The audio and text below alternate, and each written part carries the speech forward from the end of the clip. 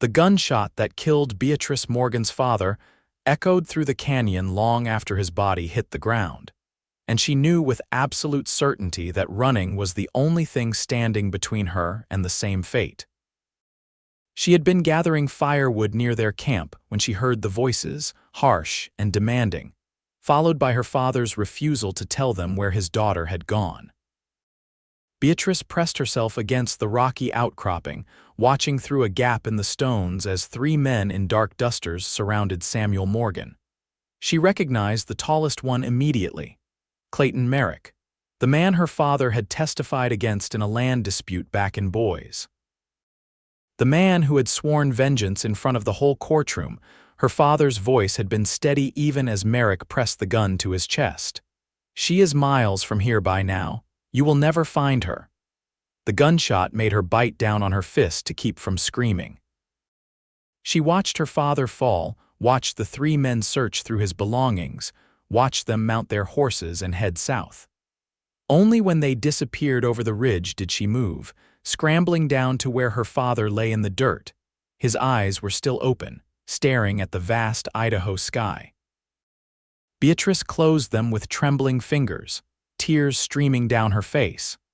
She wanted to bury him properly, wanted to say all the things daughters should say over their fathers' graves, but survival meant more than ceremony.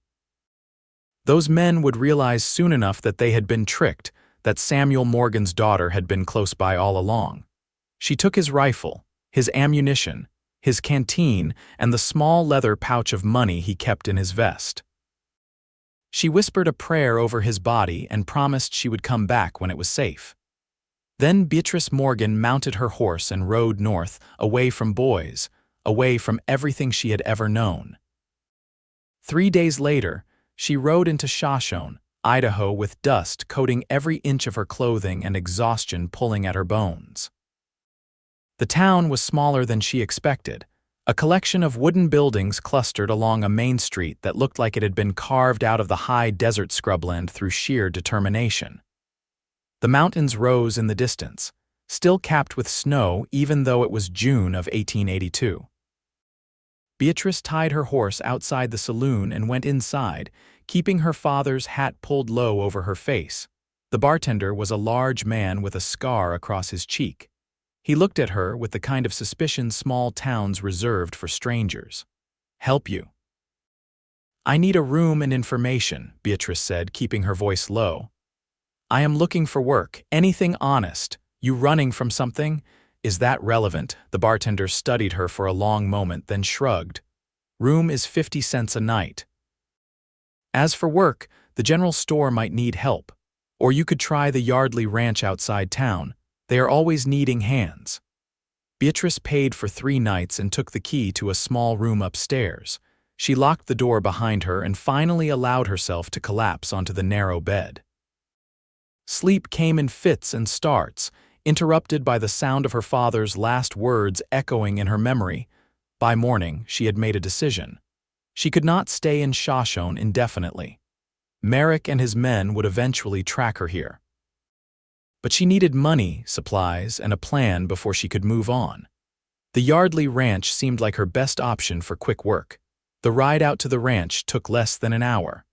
The property sprawled across a valley with good grazing land and a creek that probably ran year-round. Beatrice could see cattle scattered across the hills, and closer to the main house, a corral where several horses stood in the morning sun. A man was working with one of the horses, a young gray that kept shying away from the saddle blanket. Beatrice dismounted and approached slowly, not wanting to spook the animal further. The man glanced up at her, and she found herself looking into the most striking green eyes she had ever seen. He was tall, broad-shouldered, with dark hair that needed cutting and several days of stubble on his jaw. He wore a leather vest over a worn shirt, and there was a revolver on his hip that looked well used. "Can I help you?" His voice was deep, carrying easily across the corral. "I heard you might be hiring," Beatrice said.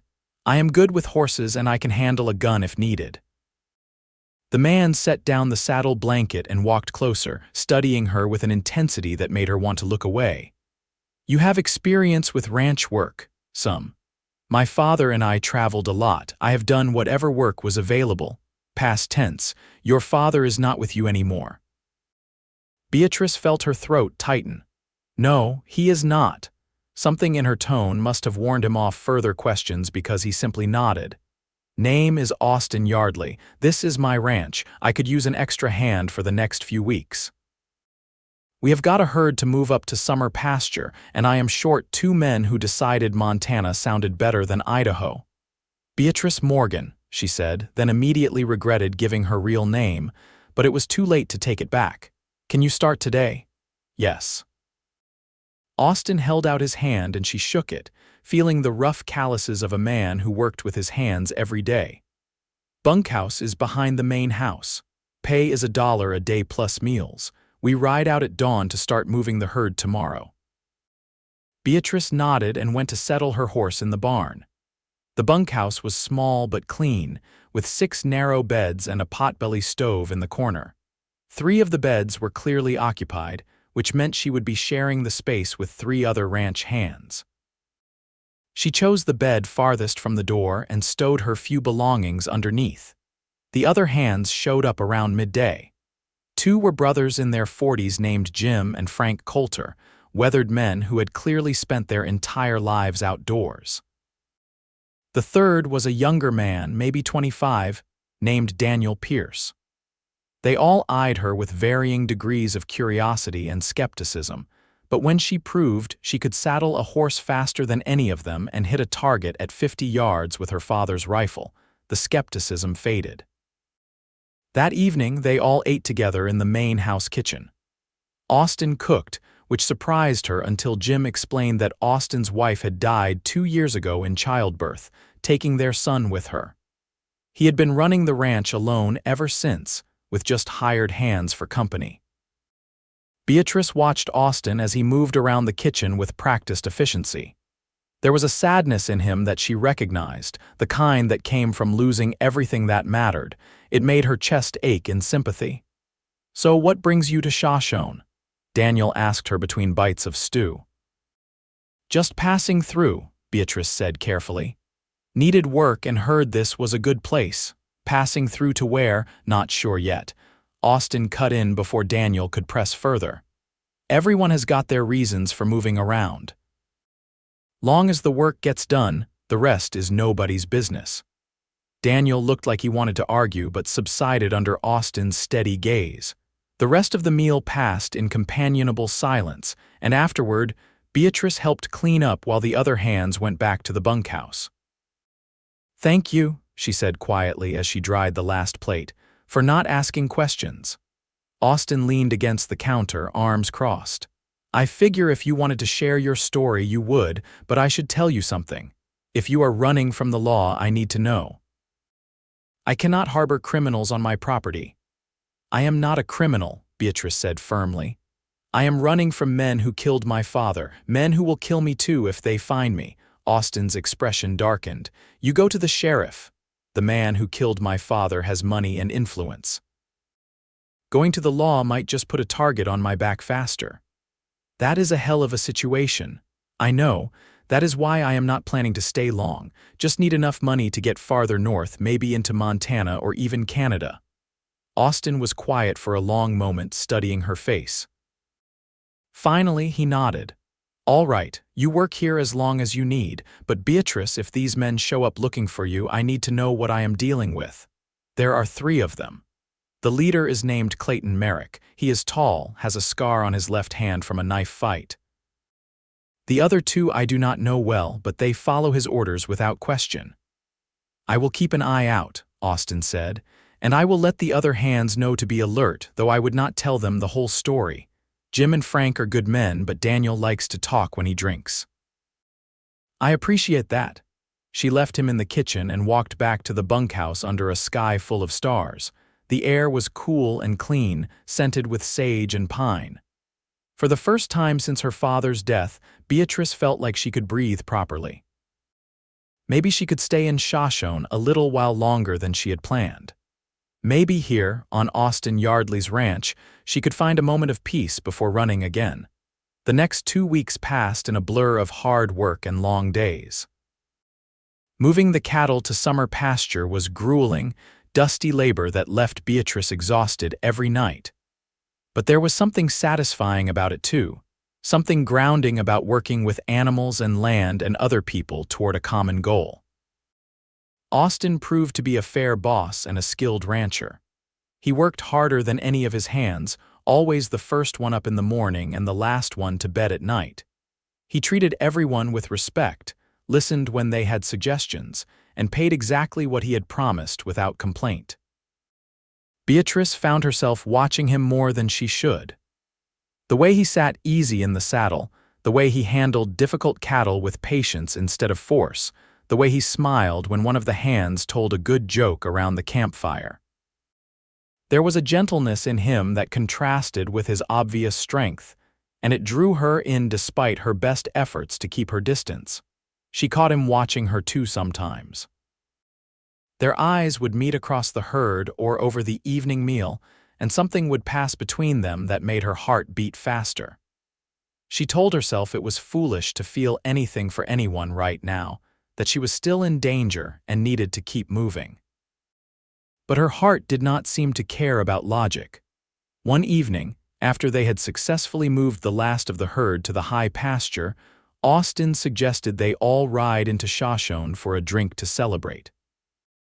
The other hands were enthusiastic about the idea, and Beatrice found herself agreeing even though going into town meant risking exposure.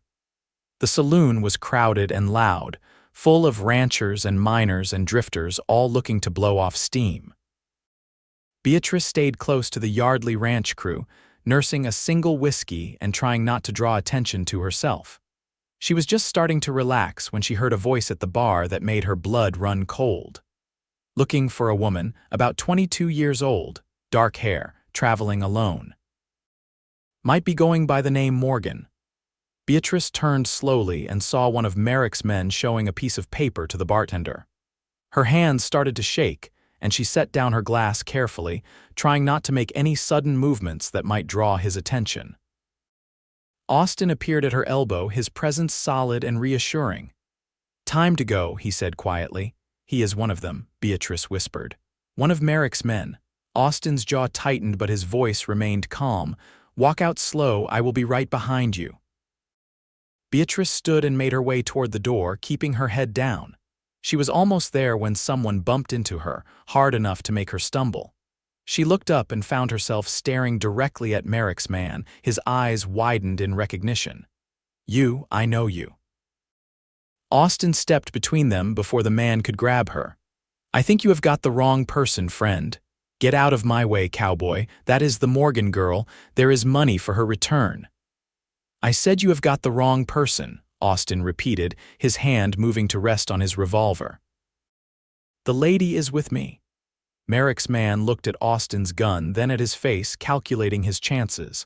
The saloon had gone quiet, everyone watching the confrontation with interest. Finally, the man stepped back. "Merrick is offering $500 for information about her." "You sure you want to make this your problem?" "I am sure I want you to back off before this gets ugly." The man spat on the floor and turned away, but not before shooting Beatrice a look that promised this was not over. Austin put his hand on her back and guided her quickly out of the saloon. Jim, Frank, and Daniel followed close behind. "What in hell was that about?" Daniel demanded once they were outside. "Later," Austin said shortly. "Mount up, we ride back now." They rode hard through the darkness, and Beatrice's mind raced with panic. Merrick's men had found her. They knew she was in Shoshone. It was only a matter of time before Merrick himself showed up, and when he did, anyone standing between him and his revenge would be in danger. Back at the ranch, Austin sent the other hands to the bunkhouse and pulled Beatrice aside. "Tell me everything, all of it." So she did. She told him about her father's testimony, about Merrick's threats in the courtroom, about hiding in the rocks while her father was murdered. She told him about running, about the 3 days of hard riding that brought her to Shoshone. When she finished, Austin was quiet for a long time. $500 is a lot of money, he finally said. Beatrice felt her heart sink. Of course, she had been naive to think he would risk his ranch and his life for someone he barely knew. I understand. I will leave tonight. Leave? Austin looked at her like she had lost her mind. Why would you leave? You just said $500 is a lot of money. It is, which means Merrick is serious and you need protection. You cannot run forever, Beatrice. I cannot put you in danger. You have done enough already. Austin reached out and took her shoulders, forcing her to look at him.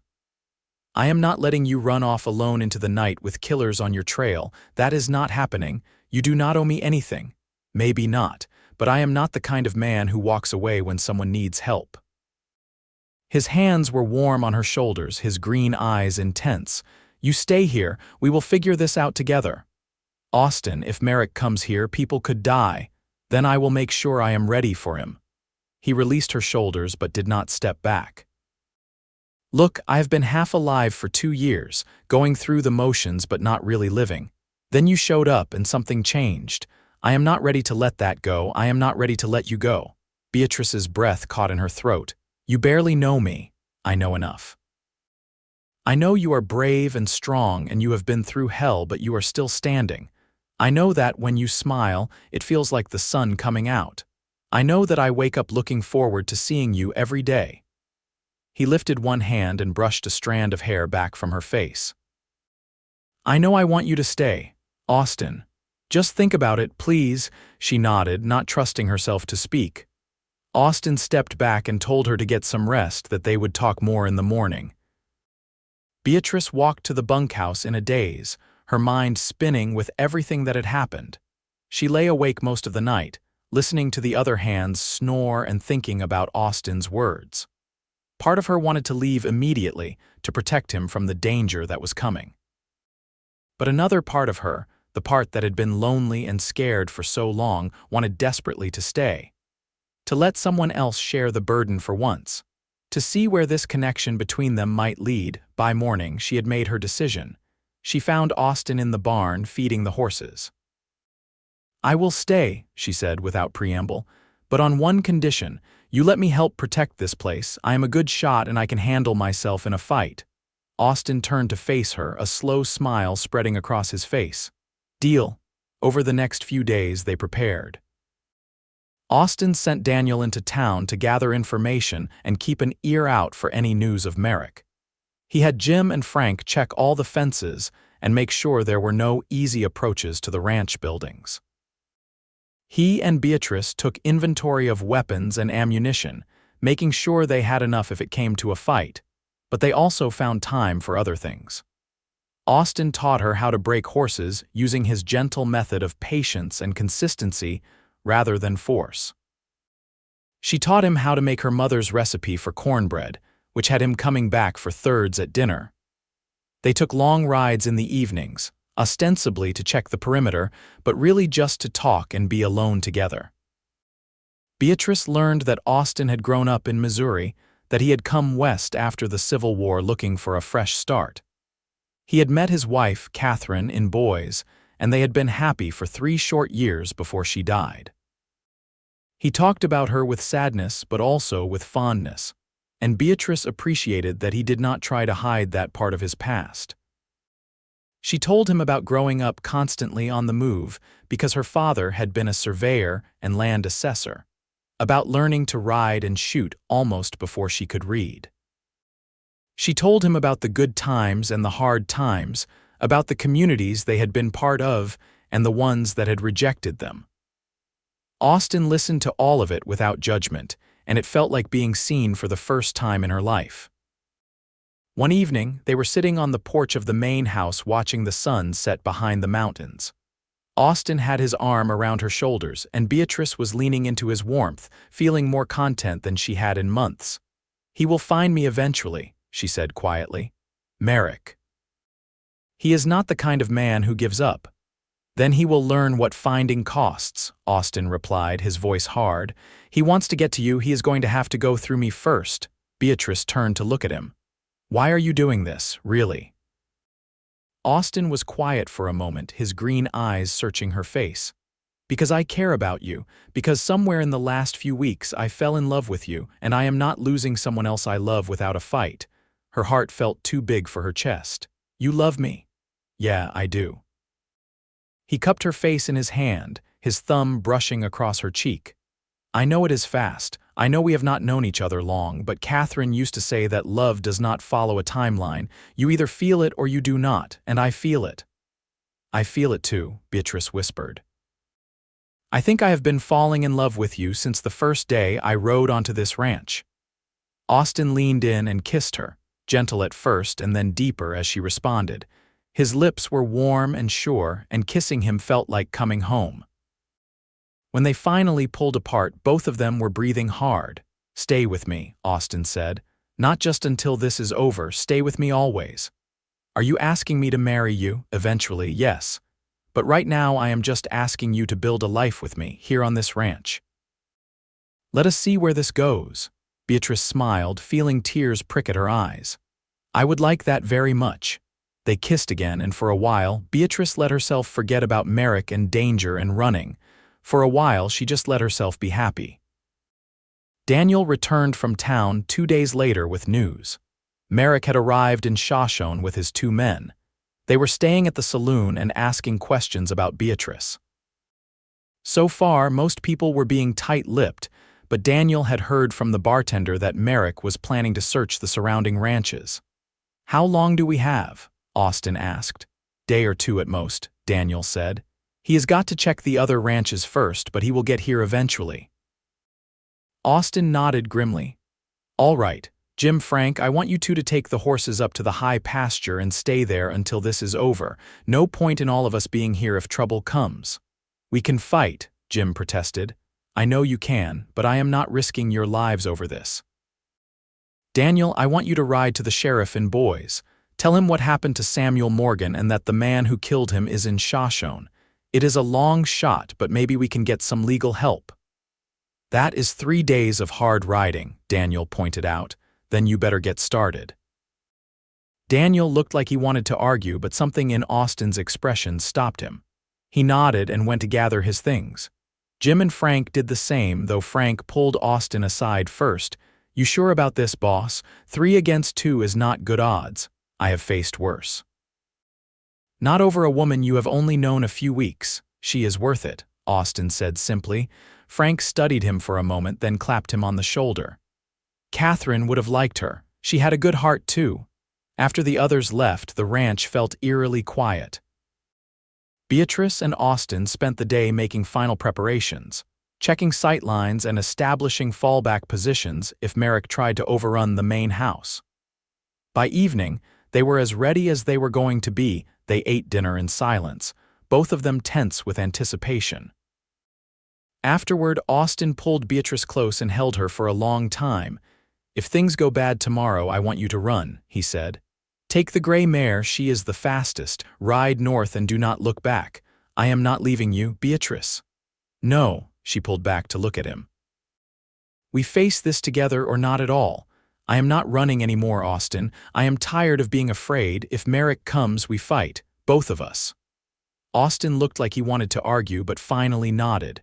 Together then. They went to bed that night in Austin's room, holding each other in the darkness. They did not make love, though the desire was there. It felt too much like goodbye, and neither of them wanted to tempt fate. Instead, they just held each other and talked in whispers until exhaustion finally pulled them under.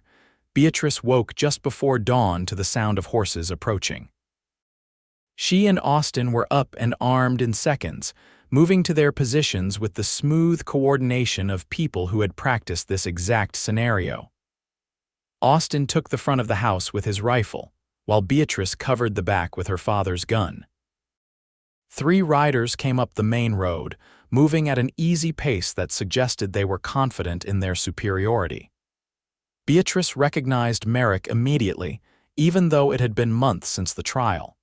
He sat his horse like a king surveying his domain, arrogance in every line of his body. They stopped about 30 yards from the house. Austin Yardley, Merrick called out. I know you are in there, I just want to talk. Austin stepped out onto the porch, rifle held loosely in his hands. You are trespassing on my land, turn around and leave. Merrick smiled, cold and sharp. I am looking for a woman named Beatrice Morgan. I have reason to believe she is here. You have got bad information, See, I do not think I do. My man saw her in the saloon with you, and I have asked around town. People say you hired a new hand a few weeks ago. A woman. Now that is interesting, is it not? Whatever business you think you have with her, it does not concern me. Oh, but it does. See, Miss Morgan's father stole something from me, and I intend to get it back. He stole nothing, Beatrice called out, stepping into view. He told the truth about your illegal claim, and you could not stand it. Merrick's eyes lit up when he saw her. There you are. You have led me on quite a chase, girl. My name is Beatrice, and I am not going anywhere with you. You do not have a choice. Merrick gestured to his men, who started to dismount. Boys, bring her to me. I would not do that if I were you, Austin said, raising his rifle to his shoulder. Merrick laughed. You are outnumbered, Cowboy. And I have got enough money to make sure no one asks questions about what happens here today. Put down the gun and hand over the girl, and I will let you live. That is not happening. Then you are a fool, Merrick nodded to his men. Take them both. What happened next happened fast. Merrick's men went for their guns, but Austin was faster. His first shot caught one of them in the shoulder, spinning him around. Beatrice fired at the second man, her shot going wide but forcing him to dive for cover behind his horse. Merrick himself drew his gun and fired at Austin, the bullet splintering the porch railing inches from his head. Austin returned fire, but Merrick had already spurred his horse behind the barn, using it for cover. The gunfight was loud and chaotic, nothing like the clean exchanges in dime novels. Beatrice's hands shook as she reloaded, her heart pounding so hard she thought it might burst.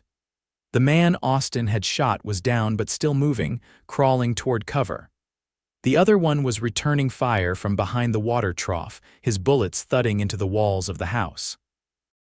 Austin moved with calm precision, each shot deliberate and controlled. He hit the water trough, forcing Merrick's man to relocate, then caught him with a shot to the leg as he ran. The man went down hard, cursing and clutching his thigh. That left only Merrick. The ranch had gone eerily quiet, both sides waiting for the other to make a move. Beatrice could hear her own breathing, ragged and too fast. This does not have to end badly for you, Yardley, Merrick called from behind the barn. Just give me the girl and walk away. I told you that is not happening, Austin called back. But I have got a counter-offer. You ride out now and we will let you go. Stay and I will kill you. Merrick laughed, but there was less confidence in it now.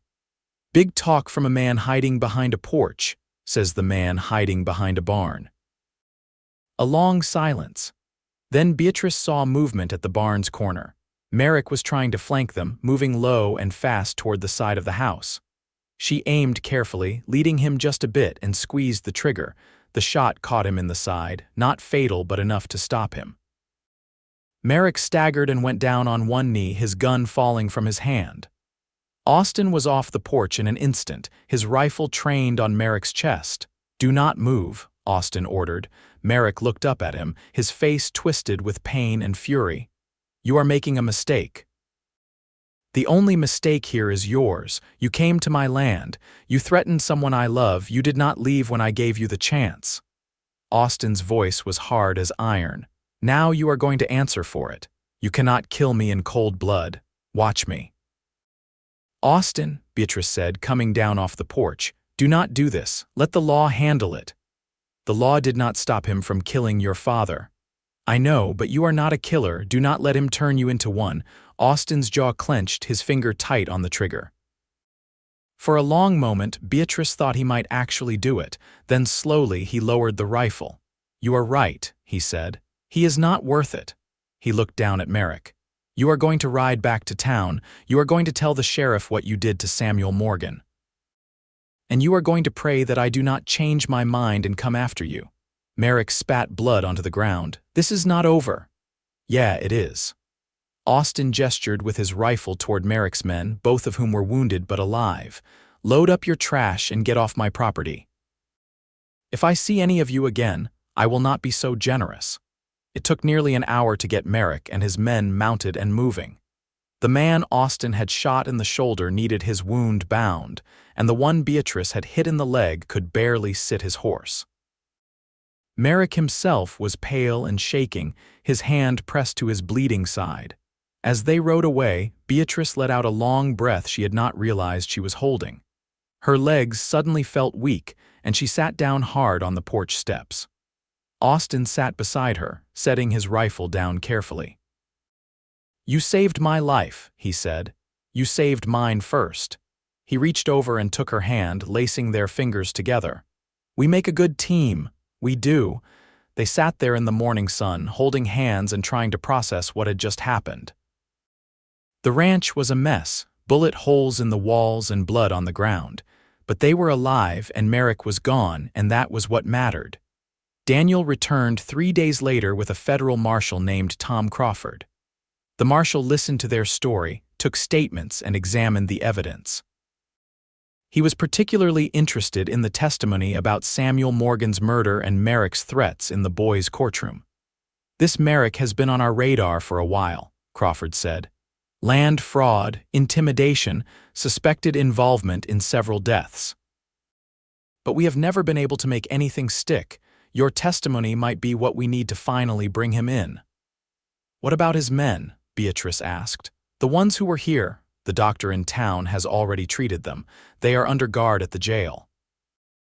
Once they realize how much trouble they are in, I expect at least one will turn on Merrick to save his own neck." Crawford tipped his hat to her. "You are a brave woman, Miss Morgan. Your father would be proud." After the marshal left, Beatrice rode out to the place where her father had been killed. She had been dreading this moment, but it needed to be done. Austin had offered to come with her, but she said she needed to do this alone. The canyon looked different in daylight, less threatening somehow. She found the spot easily enough, marked by disturbed ground and dried blood. Someone had buried her father here, probably travelers passing through. There was no marker, just a mound of rocks and earth. Beatrice knelt beside the grave and finally let herself cry. She cried for her father, for all the things left unsaid, for the future they would not have together. She cried for the girl she had been before that gunshot, the one who still believed the world was mostly good. She cried until there were no tears left, until she felt emptied out and clean. Then she stood up, brushed the dirt from her knees, and said goodbye. When she got back to the ranch, Austin was waiting on the porch. He did not ask how it went or if she was all right. He just opened his arms and she walked into them, letting him hold her while the sun set behind the mountains. The weeks that followed were busy ones. The marshal sent word that Merrick had been arrested and charged with murder, land fraud, and a host of other crimes. One of his men had indeed turned state's evidence, confirming everything Beatrice had said about the day Samuel Morgan died. It looked like Merrick would spend the rest of his life in prison, if he did not hang first. With that threat finally gone, Beatrice could breathe freely for the first time since her father's death. She threw herself into ranch work with renewed energy, helping Austin prepare for winter and plan improvements for the following year. Jim and Frank returned from the high pasture, and life settled into a comfortable rhythm. Austin proposed on a cold October evening, getting down on one knee in the barn while Beatrice was brushing down her horse. He had a simple gold band that had belonged to his grandmother, and his hands shook as he held it out to her. "I know I already told you I loved you," he said. "But I want to make it official. Beatrice Morgan, will you marry me? Will you stay here and build a life with me and let me spend every day trying to make you happy?" Beatrice felt tears spring to her eyes, but they were happy tears this time. "Yes, yes, of course I will marry you." Austin slipped the ring onto her finger and stood to kiss her, lifting her off her feet and spinning her around. They were both laughing when he set her down, giddy with joy and relief and the sheer rightness of it all. They were married in December of 1882 in a small ceremony at the church in Shoshone. The whole town turned out, along with ranchers and farmers from all over the county. Jim stood up as Austin's best man, and the wife of the general store owner served as Beatrice's matron of honor. It was simple and heartfelt, and exactly what both of them wanted. The reception was held at the ranch, with tables set up in the barn and food enough to feed an army. There was music and dancing, and at one point, Austin pulled Beatrice outside into the cold night air just to have a moment alone with her. "Happy?" he asked, wrapping his coat around her shoulders. "Happier than I thought possible," Beatrice replied. "6 months ago, I was alone and running for my life. Now I have a home, a family, a future. It feels like a dream." "If it is a dream, I do not ever want to wake up." Austin kissed her forehead. "I love you, Beatrice Yardley." "I love you too." They stood there together under the stars, holding each other and listening to the music drift out from the barn. Beatrice thought about her father and wished he could have been there to see this. But she thought he would have approved of Austin, would have been glad she found someone strong and kind to share her life with. Their first year of marriage was not easy. Ranch life was hard work, and there were setbacks, like the cold snap in January that killed 3 head of cattle, or the dry spell in July that had them worried about the creek running dry. But they faced everything together, and that made all the difference. Beatrice discovered she was pregnant in the spring of 1883. She told Austin one evening after dinner, watching his face carefully to gauge his reaction. She knew he had lost his first wife and son in childbirth, knew this news might bring back painful memories. For a moment, Austin just stared at her.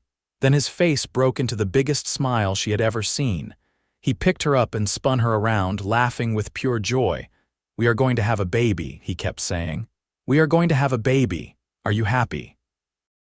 Beatrice asked, needing to hear him say it. "Happy? I am terrified and thrilled and happier than I have any right to be." He set her down carefully as if she might break. "Are you happy?" "Yes. But Austin, I know this is hard for you, Catherine." "Catherine would want me to be happy," Austin said firmly. "And she would want this child to have a life full of love. I am scared, I would not lie about that, but I am also excited. We are going to do this together." They did do it together. Austin was protective to the point of being overbearing sometimes, trying to keep Beatrice from doing any heavy work. She had to remind him more than once that she was pregnant, not made of glass. But his concern came from love, and she tried to be patient with it. In December of 1883, almost exactly a year after their wedding, Beatrice gave birth to a healthy baby boy. The labor was long and difficult, and there were moments when Austin's fear was written clearly on his face. But Beatrice was strong, and the midwife from town was experienced, and in the end, everything turned out all right. They named him Samuel Austin Yardley, after Beatrice's father and his own. Sam had his mother's dark hair and his father's green eyes, and from the moment Austin held him, Beatrice could see the love and wonder in his expression. "He is perfect," Austin whispered, tears streaming down his face. "He is absolutely perfect." "He is ours," Beatrice said, feeling her own tears fall. "We made him, you and I."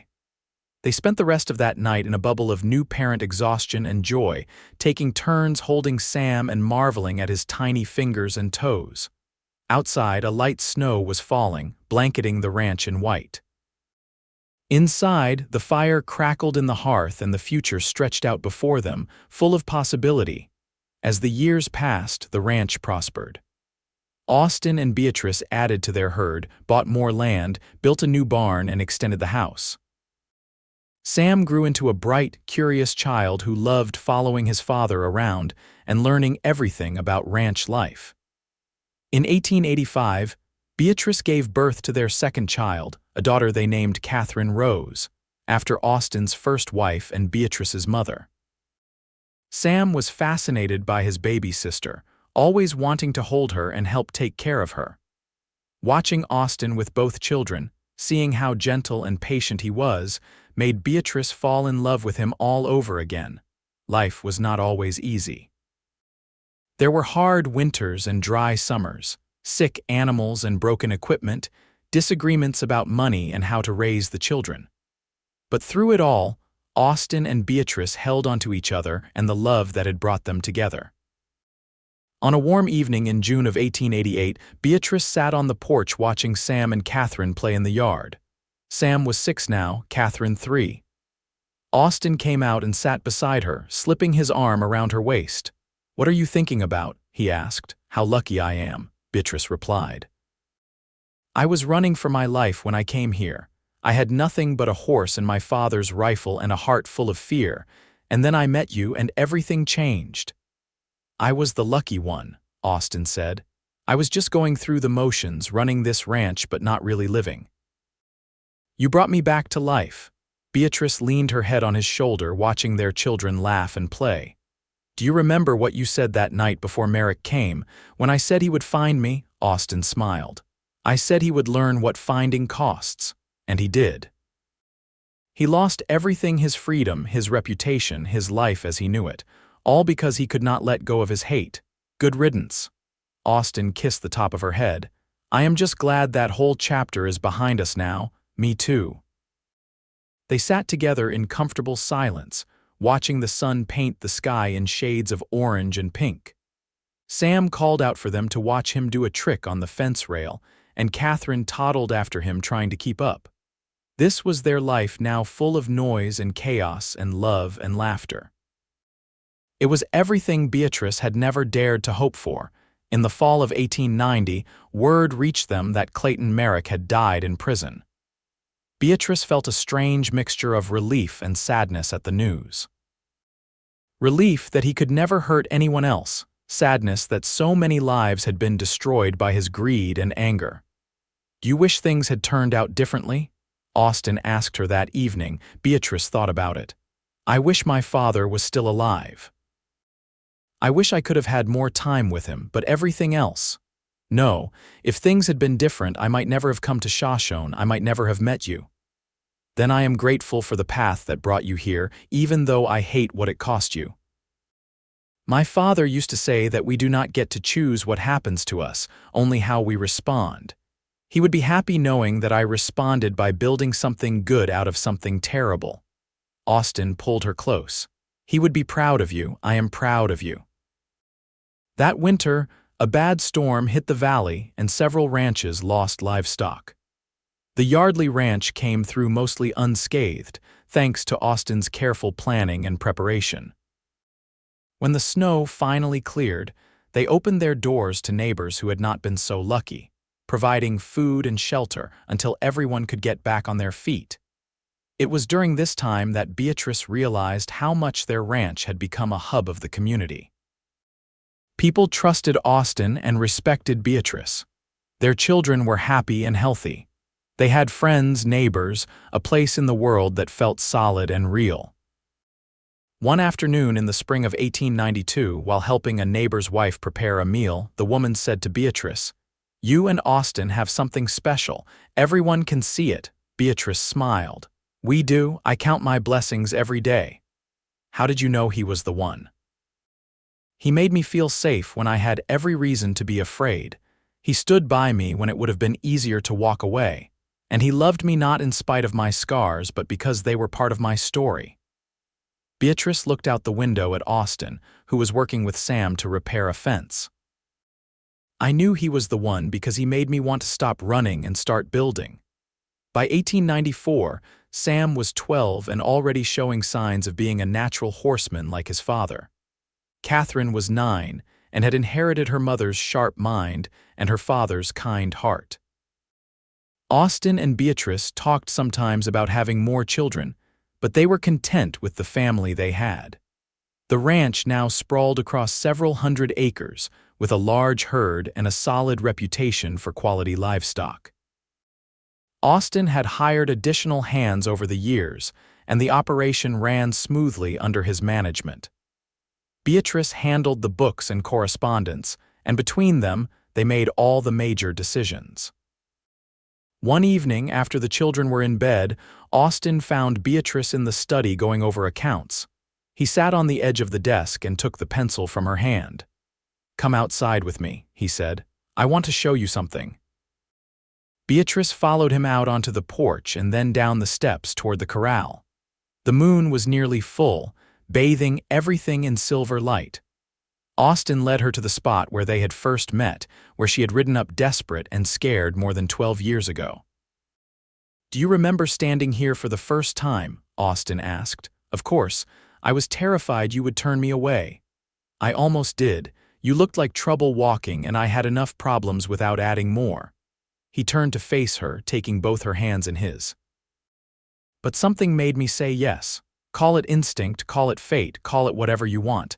I looked at you and I just knew you were supposed to be here. Where is this coming from? I have been thinking a lot lately about choices, about the moments that change everything.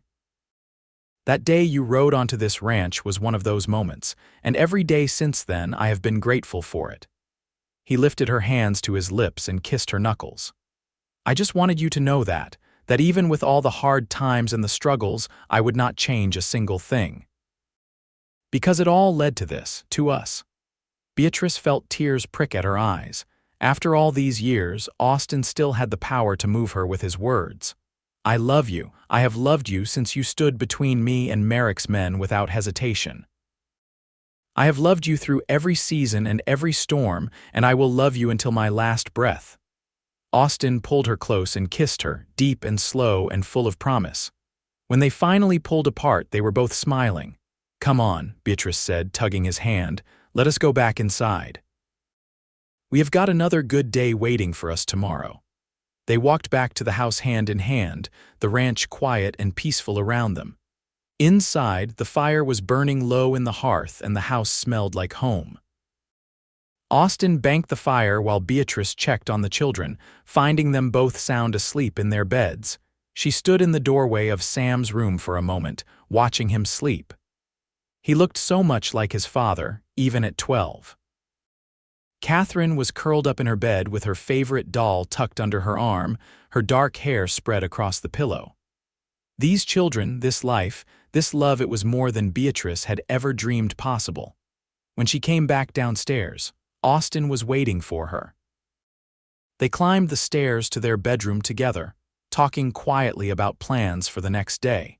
It was an ordinary evening, the kind they had shared hundreds of times before. But there was nothing ordinary about the love they shared, nothing mundane about the life they had built together. As Beatrice drifted off to sleep that night, safe in Austin's arms, she thought about the girl she had been when she first rode into Shoshone scared, grieving, alone. That girl would have been amazed by what the future held. She would have found it hard to believe that fear and loss could transform into love and family and home. But life was like that sometimes. It took you to the darkest places, and then, if you were lucky enough and brave enough, it led you back out into the light. The years continued to pass, marked by the changing seasons and the rhythms of ranch life. Sam grew into a fine young man, taking on more and more responsibility around the ranch. He had his father's steady nature and his mother's determination, and Austin and Beatrice both knew the ranch would be in good hands when it eventually passed to him. Catherine was a social butterfly, making friends easily and showing a talent for mediation that served her well. She talked sometimes about becoming a teacher, and Beatrice encouraged her to pursue whatever dreams she had. The world was changing, and women had more opportunities now than they had when Beatrice was young. In 1898, the United States went to war with Spain. Sam, now 16, talked about enlisting, but Austin and Beatrice convinced him to wait. The war was over in a few months anyway, and Sam stayed on the ranch, though Beatrice could see the wanderlust in his eyes. He was at that age where the world beyond the ranch was calling to him. He is going to leave eventually, Austin said one night as they got ready for bed. Maybe not far, but he needs to find his own way. I know, Beatrice replied. I just wish I could keep him safe forever. You cannot, but we raised him right. He will be fine. Austin was right, of course. Sam stayed on the ranch until he was 18, then announced he wanted to try his hand at working on the railroad for a year. It was hard to watch him go, but Beatrice understood the need to explore, to test yourself against the world. She had done the same thing at his age in her own way. Catherine showed no signs of leaving, happy to help manage the household and work with the horses. At 15, she was already an accomplished rider and showed a gift for training that rivaled her father's. Beatrice suspected she would eventually take over that aspect of the ranch operations.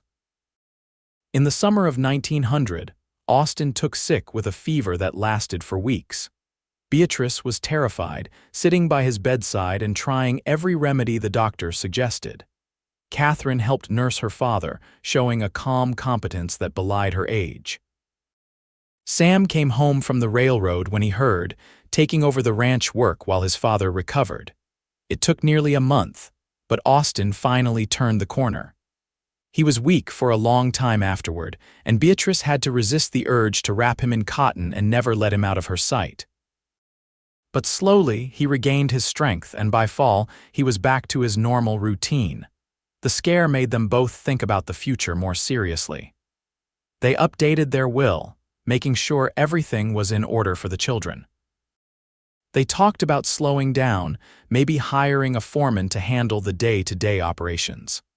But in the end, neither of them could quite let go of the reins. The ranch was too much a part of who they were. On their 20th anniversary in December of 1902, Austin surprised Beatrice with a trip to Boise. They stayed in a fancy hotel, ate in nice restaurants, and attended the theater. It was strange being away from the ranch for more than a day or two, but it was also wonderful to have time alone together without the constant demands of work and family. On their last night in the city, they walked along the river in the moonlight, bundled against the cold. Austin stopped on a bridge and pulled Beatrice close. 20 years, he said. Sometimes it feels like yesterday, other times it feels like forever. The good kind of forever, Beatrice said, the best kind. Austin cupped her face in his hands, his green eyes serious. I meant what I said all those years ago. You are worth everything, worth fighting for, worth standing up to killers for, worth building a life around. These 20 years have been the best of my life. Mine too, Beatrice whispered. You gave me a home when I had nothing. You gave me love when I had given up on finding it. You gave me a family and a future. I could not have asked for more. They kissed on that bridge, two people in their early 40s who had weathered storms together and come out stronger. When they finally pulled apart, they were both smiling. Come on, Austin said. Let us go back to the hotel. We have got one more night before we have to be responsible adults again. They returned to the ranch the next day to find Sam had managed everything perfectly in their absence. Catherine had kept the household running smoothly. It was a reminder that their children were growing up, becoming capable adults in their own right. In 1904, Sam announced he was getting married. Her name was Emily Wright, daughter of a rancher from the next county over. The wedding was held in the spring, a joyous affair that reminded Beatrice and Austin of their own wedding 22 years earlier. Sam and Emily settled on a section of the Yardley ranch that Austin had deeded to them as a wedding present. They built their own house and started their own herd, though they remained part of the larger family operation. By 1905, Beatrice and Austin were grandparents to a baby girl named Rose. Catherine fell in love with a young lawyer from Shoshone named Henry Davis. They were married in 1906 in a ceremony that was somehow both elegant and intimate. Henry proved to be a good match for Catherine, patient with her strong opinions and supportive of her desire to continue working with the horses even after marriage. As Austin and Beatrice approached their 50s, they finally agreed to hire a foreman to handle the heavy work. A capable man named Robert James took the position and proved invaluable, managing the hands and the day-to-day operations while Austin oversaw everything and made the major decisions. This freed up time for Austin and Beatrice to simply enjoy life. They took rides together in the evenings like they had in the early days of their marriage. They spent hours on the porch watching sunsets and talking about everything and nothing. They spoiled their grandchildren shamelessly, much to Sam and Catherine's mock exasperation. One summer evening in 1909, as they sat together on their porch watching the sun set behind the mountains, Austin took Beatrice's hand. You ever think about how different things could have been? He asked. Sometimes, Beatrice admitted. I think about what would have happened if I had ridden past Shoshone instead of stopping, or if you had turned me away that first day, or if Merrick had succeeded in killing us both. That is dark thinking for such a beautiful evening. Maybe. But it makes me appreciate what we have. We could have missed each other completely. We could have never known this life existed, but we did not. We found each other and we built something beautiful." Austin lifted her hand to his lips and kissed it. 27 years ago, you rode onto this ranch looking for work. Best day of my life." "Best day of mine too," Beatrice said softly. They sat together in comfortable silence as the light faded from the sky. In the distance, they could hear Sam and Emily's daughter Rose laughing as she played with the ranch dogs. Catherine and Henry's house, built on another section of the property, glowed with warm light.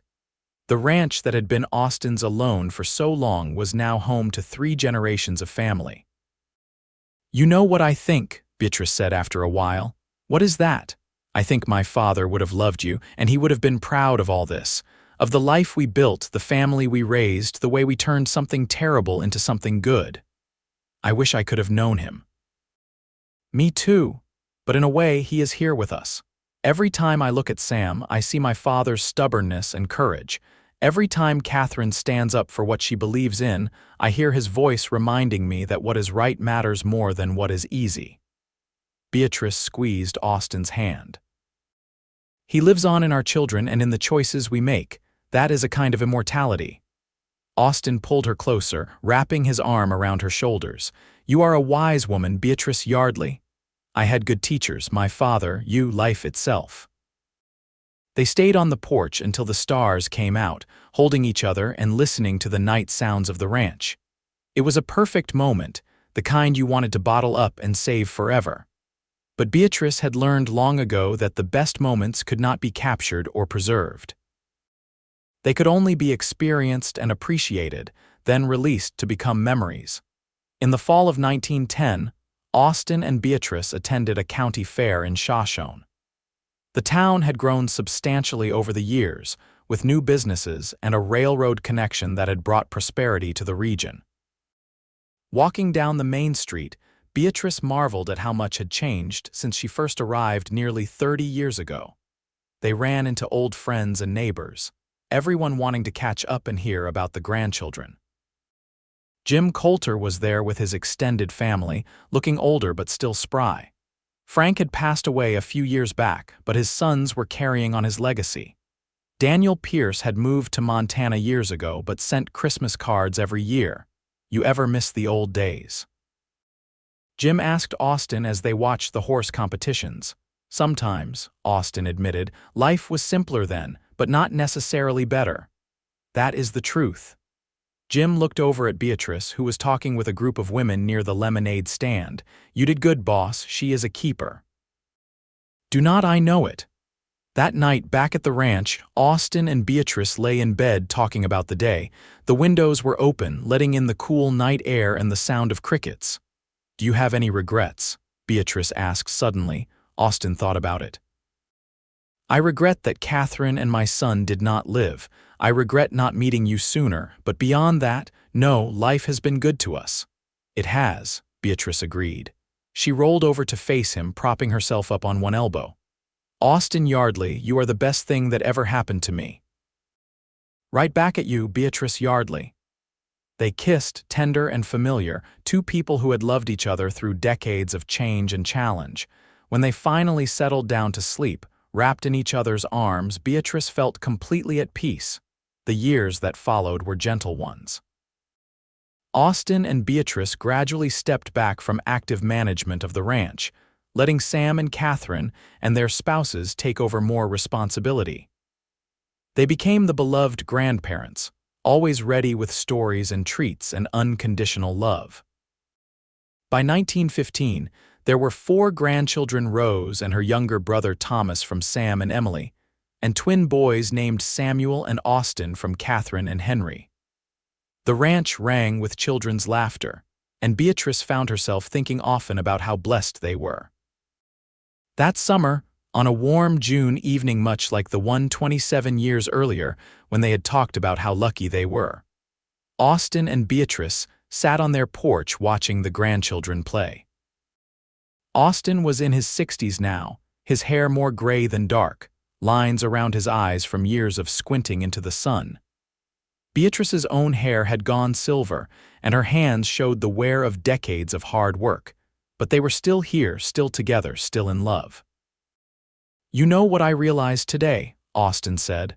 "What is that? We have been married for 33 years. That means I have spent more of my life with you than without you." Beatrice smiled. "Is that a good thing, the best thing?" Austin took her hand, lacing their fingers together in a gesture so familiar it was like breathing.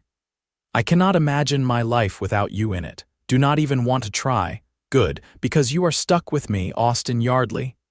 That is exactly how I want it." They sat together as the sun painted the sky in shades of orange and pink and gold. Their grandchildren's laughter carried on the evening breeze. The ranch stretched out around them, a testament to years of hard work and love and determination. This was the life Beatrice had never dared to dream about when she rode into Shoshone all those years ago. This peace, this joy, this sense of belonging, it had seemed impossible then. But she had found it anyway, or maybe it had found her. Clayton Merrick had said he would find her, had been so certain that she would pay for her father's testimony. And Austin had told him that finding her would cost him everything. In the end, that promise had come true. Merrick had lost his freedom, his future, eventually his life. All because he could not let go of his need for revenge, but Beatrice had gained everything: love, family, home, purpose. She had turned loss into something beautiful, fear into courage, running into staying. And she had done it all with Austin by her side, steady and strong and true. "What are you thinking about?" Austin asked, noticing her faraway expression. "Just remembering how I got here, how we got here." "Any complaints?" Beatrice looked at their joined hands, at the ranch spreading out before them, at their grandchildren playing in the yard. She thought about Sam and Catherine, both grown and thriving. She thought about the decades of memories they had built together, the storms they had weathered, the joys they had shared. "Not a single one," she said. "This is exactly where I am supposed to be." Austin raised her hand to his lips and kissed it, a gesture he had made countless times over the years but which still made her heart flutter. "Me too, love, me too." As the stars began to appear in the darkening sky, they remained on the porch, holding hands and watching their family. This was their legacy, not just the land or the cattle or the ranch itself, but the love they had created and nurtured and passed on to the next generation. The wild west of their youth was fading, giving way to a new century with its automobiles and electricity and changing social mores. But some things remained constant: love, family, the land that sustained them, the commitment two people made to stand by each other no matter what came. Beatrice Morgan had ridden into Shoshone, Idaho in June of 1882, desperate and afraid, running from men who wanted her dead. She had found Austin Yardley, a lonely rancher with a wounded heart. Together, they had built something that would outlast them, both: a family, a home, a love story for the ages. And every day, for the rest of their long lives together, they were grateful for the twists of fate that had brought them together. Grateful for the courage it took to stay, grateful for the love that transformed everything. As full night fell over the ranch and the children were called inside for bed, Austin and Beatrice finally stood to go in themselves. But first, Austin pulled his wife close one more time, holding her under the stars just as he had so many times before. "I love you, Beatrice," he whispered against her hair. "I love you too, Austin, always and forever." They walked inside together, closing the door on another perfect day. The ranch settled into quiet, the mountains stood sentinel in the distance, and the future stretched out before them, full of promise and possibility. It was a good life. The best life. And it had all started with a desperate woman and a courageous cowboy who had been willing to pay whatever cost finding her required. In the end, that cost had been measured not in blood or pain, but in love and commitment and the building of something that would endure long after they were gone. And that, Beatrice thought as she climbed the stairs with Austin's arm around her waist, was the best kind of ending and the best kind of beginning anyone could ask for.